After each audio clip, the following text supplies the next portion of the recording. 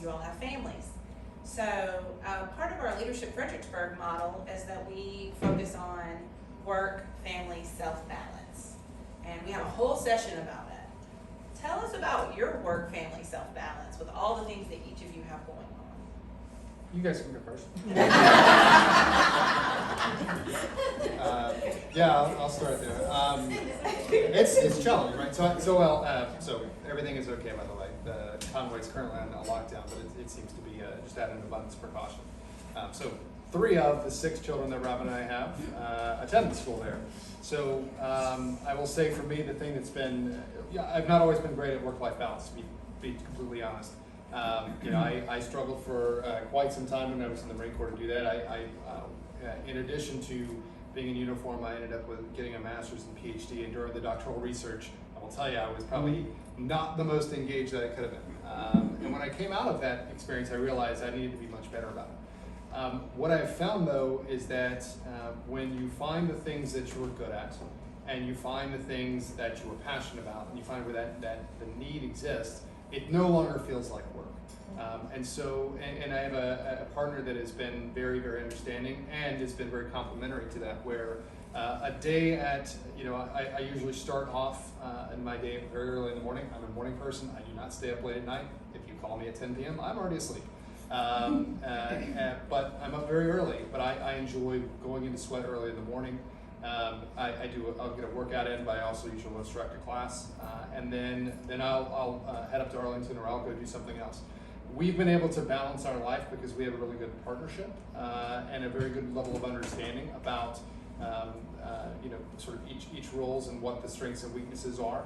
I can barely remember what I had for lunch yesterday, and Robin can tell you exactly what I said 8 years ago on this day. Whether it's for good, bad, or indifferent, that's what it is. But I've been able to lean on her and vice versa, where I am very, very detail oriented about things. She is much more on a high level. So for me, it's being able to identify and truly be self-aware of the things that I'm good at, and acknowledging what I'm not good at, and try to ensure that I can be as present as possible for my kids when they are there. When they're there home from school, or when we're at activities, whatever they may be. And then balance that with a heavy amount of caffeine and coffee that I drink frequently.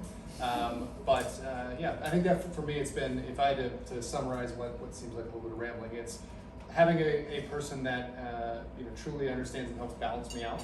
Whether that's a romantic partner or not, it does not always have to be that case.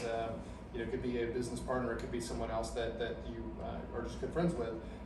And then being able to find the things that you are truly passionate about. None of that feels like work anymore. So to me, it is.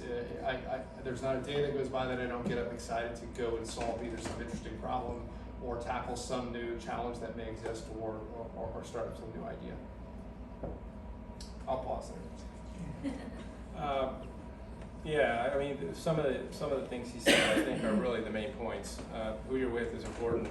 I'm with a woman who life is easy, life is wonderful, and so that makes it so much easier to exist in that. I also love what I do, and so it's easy to do stuff into the evening. It doesn't feel like work. You sit down in your puffy chair at home with your laptop on your lap, and you just do stuff, and it gets done, but it doesn't feel like work because it's interesting to you, and it's captured your attention. People are amazing. People can do amazing things when they get excited and passionate about what it is, and I see it all around me. And like Carrick, when I get up in the morning, and probably one additional thing, and it's just my own thing. So everybody has the way that they sort of think. About the first hour of every day, I'm alone. I'm by myself. I'm thinking. I'm praying. I'm planning. I'm meditating. I have this routine, and I don't break that routine. And I do it every single day. And if I miss that hour by myself in the early morning, then my whole day is off kilter. It just doesn't go right. But I have literally, there's another saying that I like to repeat to myself: predetermined thought predicts present action, right? And so I think through my day. I think through every meeting. I think through the energy that I want to bring to an event that I'm getting ready to attend. I think about the things that I might want to say. All of these things I'm playing out in my head before you're ever there in reality. It's it's really helpful because you wake up and all of a sudden you're off and running, and it just makes the day goes easier. And it also makes it easier to transition from one event to the next event to the next event because you've already been there. It's not like, I have 10 minutes, what am I going to do now? Well, I know exactly what I'm going to do now. I'm going to do this and this and this as I prepare for this next thing that I'm getting ready to do. So anyway, Joel, over to you. Admittedly, I don't have a work-life balance. I feel like my life is my work and my work is my life. I don't sleep very often, maybe 3 or 4 hours a night. But I will say I'm not a morning person. So when he wants to talk to me first thing in the morning, I'm like, dude, I'm not making a decision before 10 o'clock in the morning, so just stop.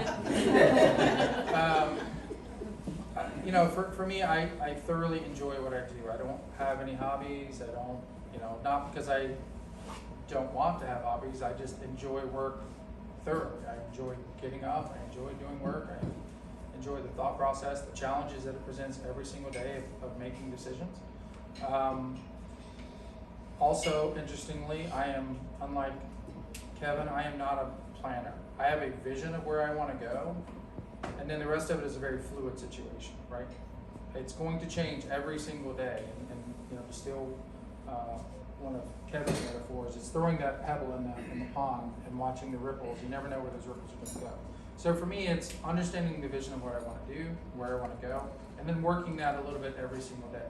Some days I'm making huge strides, and some days I'm, you know, taking it in the face and, you know, just taking 2 steps back, right? So it's you gotta do what you can do, right? And trying to understand, you know, keeping the eye on the prize and what you need to do to move in that direction. And for me, you know, that's a hard balance to strike because I go to sleep thinking about it, and I wake up thinking about it. And, usually it's rolling with punches every day to work towards it. So.